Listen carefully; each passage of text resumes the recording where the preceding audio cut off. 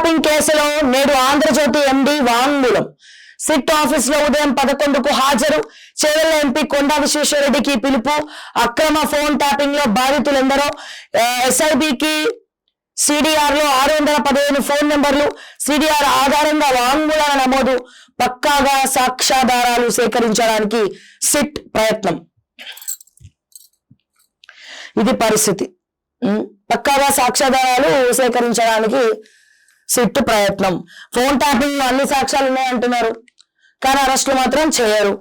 అందరిని పిలుస్తున్నారు, వాంగ్మూలాలు తీసుకుంటున్నారు. ఇంకెంతకాలం phone tapping phone tapping phone tapping అని అందరిని పిలుస్తున్నారు, వాంగ్మూలాలు తీసుకుంటున్నారు. నెక్స్ట్ ఏంటి? What next? అరెస్ట్ చేసే ఉద్దేశం ఏమైనా ఉందా? అన్ని ప్రూఫ్లు ఉన్నప్పుడు ఎందుకు మీరు యాక్షన్ తీసుకోవట్లే?